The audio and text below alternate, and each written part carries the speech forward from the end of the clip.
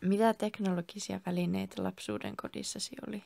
Puhelin, televisio, pakastin, jääkaappi, liesi, radionauhuri. Käytitkö sä vapaa-ajalla niitä, vaikka sitä radionauhuria? Kyllä. Miten teknologisia laitteita mainostettiin lapsuudessasi tai nuoruudessasi? Sanomalehdissä. Miten hyödynsit teknologiaa opiskellessasi? No silloin ei oikeastaan ollut mahdollisuutta tietokoneisiin. Vaikka meillä oli kyllä ATK-tunteja, semmoisia kursseja, mutta ei ollut käytössä kotona semmoista. Milloin käytit tietokonetta ensimmäisen kerran? 86. Miten opettelit käyttämään sitä? Koulussa ATK-tunneilla. Miten verrattuna näihin nykyisiin koneisiin, niin minkälaisia ne oli käyttää? Aika kömpelöitä ja vaikeita. Millainen oli ensimmäinen matkapuhelimisi? Semmoinen pieni ja aika yksinkertainen. Milloin hankit sen? Siinä 90-luvulla. Miten teknologian käyttäminen on työelämässäsi muuttunut? Tietokonetta käytetään enempi kuin ennen.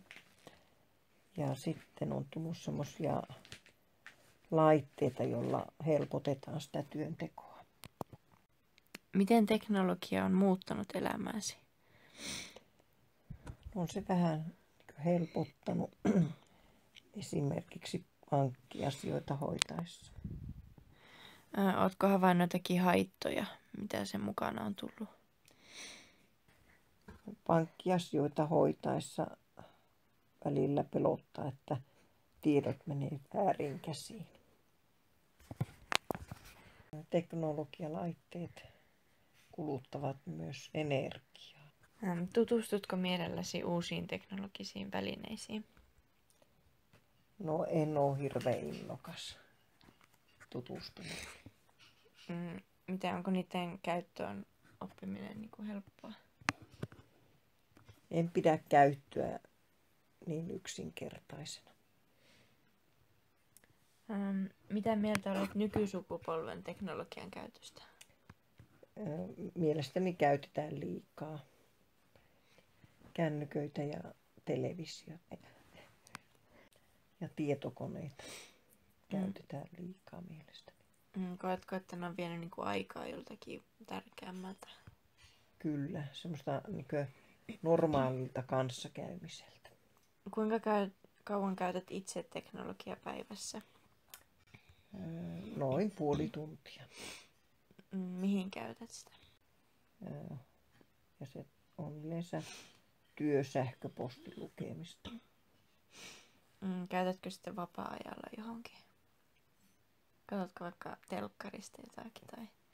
No joo, joskus, jos ei ole jotakin televisiosarjaa tai jotakin ohjelmaa ehtinyt katsoa, niin sieltä sitten käy katsoa. Miten luulet teknologian kehittyvän tulevaisuudessa?